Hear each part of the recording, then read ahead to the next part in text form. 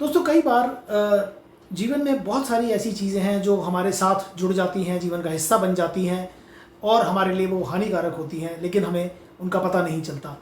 तो इसी संदर्भ में है आज की कहानी। कहानी के बाद आपके साथ करूंगा कुछ काम की बात। तो चैनल पर अगर पहली बार आए हैं या अभी तक उसे सब्सक्राइब नहीं किया है तो अब कर लीजिए। साथ में बना है एक बेल आइकन, उसे दबाकर नोटिफिकेशंस को भी ऑन कर सकते हैं। नमस्ते दोस्तों, मेरा नाम है आशुतोष और ये है माइथो टाइम।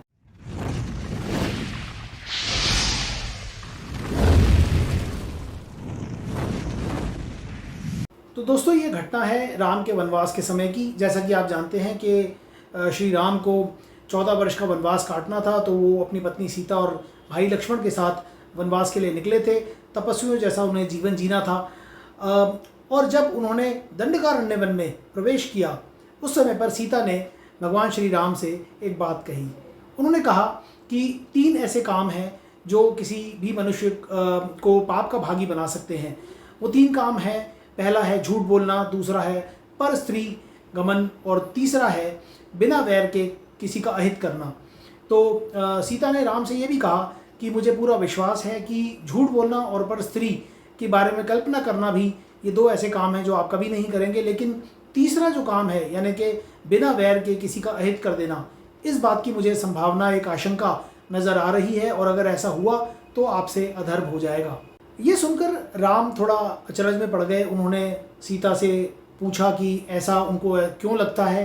तब सीता ने इसका स्पष्टीकरण देते हुए राम से कहा कि हमें ये 14 वर्ष का जो समय है ये वनवासियों की तरह बिताना है, तो ऐसे में मुझे नहीं लगता कि आपको अस्त्र शस्त्र लेकर अपने साथ चलना चाहिए, क्योंकि हमारा किसी से वैर नहीं है।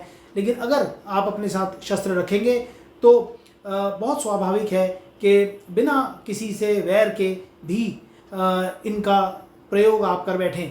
राम लेकिन सीता की इस बात से कुछ जब सहमत नहीं नज़र आए तो सीता ने उन्हें एक छोटी सी कहानी सुनाई और उन्हें कहा कि एक पुराने समय की बात है। एक ऋषि थे, वो अकेले अपने आश्रम में रहकर तपस्या करते थे।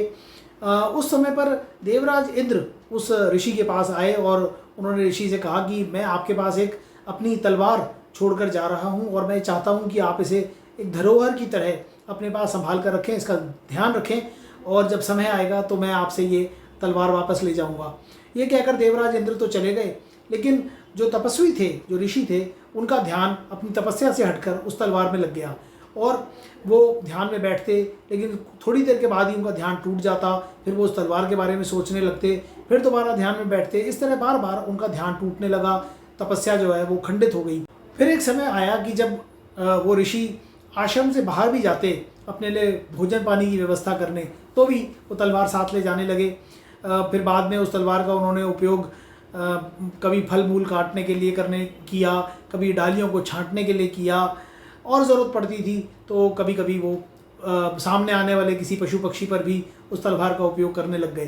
तो नतीजा ये हुआ कि उनका जो ऋषि गुण था, उनका जो तपस्वी गुण था, वो धीरे धीरे तलवार की संगत पाकर परिवर्तित हो गया, बदल गया और उनके अंदर क्रूरता और निर्दयता धीरे धीरे विकसित हो गई।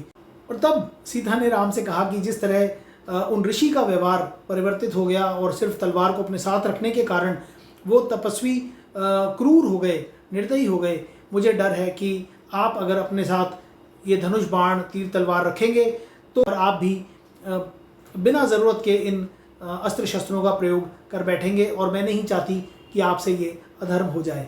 इस बात को सुनकर राम बड़े प्रसन्न हुए। उन्हें सीता की बात बहुत अच्छी लगी। उन्होंने इस तर्क के लिए, इस नीति के लिए सीता की बड़ी प्रशंसा की। लेकिन वो एक अलग बात है कि राम ने उनकी वो बात नहीं मानी और वो तीर तलवार अपने साथ लेकर चलते रहे, घूमते रहे।